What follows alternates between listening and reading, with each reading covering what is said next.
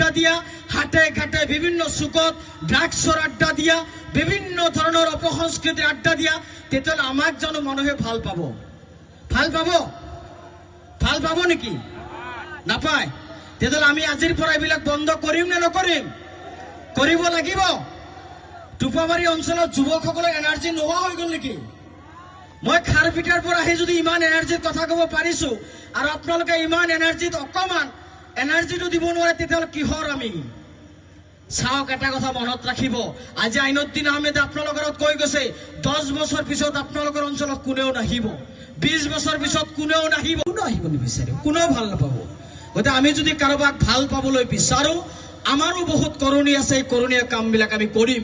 আৰু আমাৰ ইম্পৰ্টেণ্ট ডিউটিটো হৈছে, মই সকলোকে কৈছো, আজি ঘৰত যাব, দুদিনমান পিছত এই কথাবিলাক আপোনালোকে পাহৰি যোৱাৰ যে স্বভাৱ, সেইটো পৰিত্যাগ কৰক। এটা কথা সকলোৱে মনত ৰাখিব, মই দুটা শব্দ উল্লেখ কৰিছো। যদি আপুনি জন্ম দিয়া সন্তানক ভাল পায়, যদি আপুনি সপোন দেখিছে সন্তানটোক লৈ, যদি আপোনাৰ জীৱনটোক আপুনি ভাল পায়, যদি আপোনাৰ ল'ৰাৰ জীৱনটোক আপুনি ভাল পায়, তেতিয়াহ'লে আজিৰ পৰা আপোনালোকে দায়িত্ব পালন কৰিব লাগিব। আপোনাৰ ল'ৰা, আপোনাৰ ছোৱালী বিদ্যালয়ত আহিছে, ভালকে লিখা পঢ়া কৰিছে নে নাই, এই খবৰটো আপোনালোকে ৰাখিব লাগিব। ঘৰত গৈছে, টেবুলত বহিছে নে নাই। মই এই মুহূৰ্তলৈকে একোৱে খোৱা নাই। যদি আমি ইমান আপোনালোকৰ কাৰণে কষ্ট কৰিব পাৰো, আমি যদি অসমৰ সংখ্যালঘু সমাজ ব্যৱস্থাৰ কাৰণে ইমান কষ্ট কৰিব পাৰো, আপোনালোকে টোপামাৰী বৃহত্তৰ অঞ্চলৰ ৰাইজসকলে এটা জোৰেৰে হাত চাপৰি কিয় দিব নোৱাৰিব? টোপামাৰী অঞ্চলৰ ৰাইজে ক্লাবৰ সদস্যসকলৰ নামত কিয় জোৰেৰে হাত তালি দিব নোৱাৰিব? আজি আপোনালোকে হাত তালি দিব, আজি আপোনালোকে উৎসাহ যোগাব, আজি আপোনালোকে তেওঁলোকক প্ৰেৰণা দিব। নেক্সট ইয়াৰ ইয়াতে অসমৰ মুখ্যমন্ত্ৰী ডাঙৰীয়া আহি ক'ব যে টোপামাৰী অঞ্চলৰ আগৰ সেই পৰিৱেশ নাই, টোপামাৰী অঞ্চল ভাল হৈছে। ক'বনে নাই?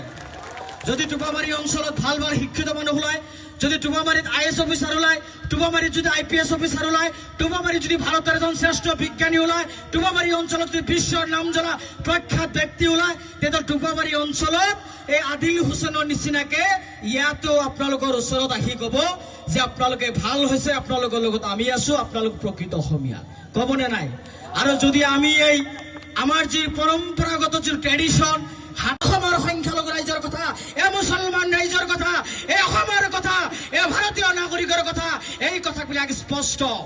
কিন্তু এটা কথা ঠিক যে আমাৰ সমাজত কিছুমান ব্যক্তিসকলৰ কাৰণে এই ড্ৰাগছৰ বেহা চলে, এই কথাটো ঠিক। আমাৰ অঞ্চলত কিছুমান ব্যক্তিসকলৰ কাৰণে জোৱাৰ কথা চলি আছে মুকলিভাৱে, এইবিলাক আমি বন্ধ কৰিব লাগিব। মই এই বৃহত্তৰ টোপামাৰী অঞ্চলৰ যিসকল ৰাইজ আজিৰ এই সভাত, আজিৰ এই অনুষ্ঠিত সভাত উপস্থিত আছে, মই আপোনালোকক মুকলিভাৱে আহ্বান জনাম, য'ত জুৱা খেল চলিব, ছাত্ৰ সমাজ ওলাই গৈ সেই জুৱা বন্ধ কৰক। য'ত ড্ৰাগছ চলি আছে, যিসকল ড্ৰাগছ বেপাৰী, তেওঁলোকক ধৰি আনি থানাত দিয়ক। যিসকল এই সমাজৰ কুসংস্কাৰী ব্যক্তি, তেওঁলোকক চিনাক্তকৰণ কৰি ডিচিক জনাক, এছপিক জনাক। আমাৰ সমাজৰ পৰা সমূলি দুৰ্নীতি মুক্ত কৰিব লাগিব, আমাৰ সমাজৰ পৰা সমূলি অপৰাধ মুক্ত কৰিব লাগিব। তেতিয়াহে আমি এখন সুস্থ, এখন সবল সমাজ ব্যৱস্থা কৰিব পাৰিম। তেতিয়া আমাক কোনেও তুচ্ছ তাচ্ছিল্য নকৰে, আমাক কেতিয়াও অপৰাধী সজাব নিবিচাৰিব, আমাক কোনেও অহংকাৰী দৃষ্টিৰে, অপৰাধীৰ দৃষ্টিৰে আমাক কেতিয়াও নাচাব। কিন্তু আমাৰ সেই প্ৰয়োজনবিলাক আমি জানো কৰো? আমাৰ এই দায়িত্ববিলাক জানো আমি পালন কৰো? আমাৰ এই দায়িত্ববিলাক মোৰ দৃষ্টিত, মই আমচুৰ প্ৰায় 27 ইয়াৰ্ছ হ'ল, অসমৰ ইমূৰৰ পৰা সিমূৰলৈকে গৈছো, আপোনালোকৰ এই অঞ্চলবিলাকতো মই আহিছো। আজিলৈকে মই দেখা নাপালো আমাৰ মাষ্টৰ সমাজ, আমাৰ শিক্ষিত সমাজ, আমাৰ যুৱক সমাজ, তেওঁলোকে অকল আমচুত খেলি থাকে, অকল দল সংগঠনক খেলি থাকে। মই ৰাইজক আহ্বান জনাইছো, আমচু সৰ্বহাৰা হ'ব নোৱাৰে, আমচুৱে মূল শক্তি হ'ব নোৱাৰে। ৰাইজ আপোনালোকে ওলাই আহক, সমাজৰ যিমান অপৰাধ আছে, সমাজৰ যিমান কুসংস্কাৰ আছে, আপোনালোকে যদি দায়িত্ব লয়, আমাৰ সমাজত এই জুৱা, মদ, বাং, ড্ৰাগছ এইবিলাক চলিব পাৰিব? চলিব পাৰিব? চলিব পাৰিব?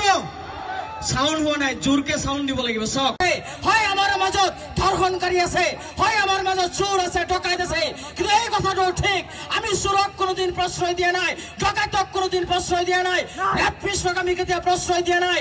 আমি অসম চৰকাৰক স্পষ্টভাৱে কৈছো, মুখ্যমন্ত্ৰী হিমন্ত বিশ্ব শৰ্মা ডাঙৰীয়াক কৈছো, যিমান ৰেপিষ্ট আছে মুক্তভাৱে ফাঁচি দিয়ক, আমচুৰ ক'বলগীয়া নাই, অসমৰ সংখ্যালঘু সমাজ ব্যৱস্থাৰ ক'বলগীয়া নাই। মই মুখ্যমন্ত্ৰী ডাঙৰীয়াক এই ক্ষেত্ৰত সমৰ্থন কৰিম। অসমৰ যিমান অপৰাধ জগতৰ কুখ্যাত নায়ক আছে তেওঁলোকক আইনী গণ্ডিৰ ভিতৰত আনি মুকলিভাৱে শাস্তি দিয়ক, আমাৰ ক'বলগীয়া নাই, সংখ্যালঘু সমাজৰ ক'বলগীয়া নাই, মুছলমান সমাজৰ ক'বলগীয়া নাই, আমচুৰো ক'বলগীয়া নাই। কিন্তু মুখ্যমন্ত্ৰী ডাঙৰীয়াক আমি আহ্বান জনাম যে বৰ্তমান সফল হ'ব পাৰিম।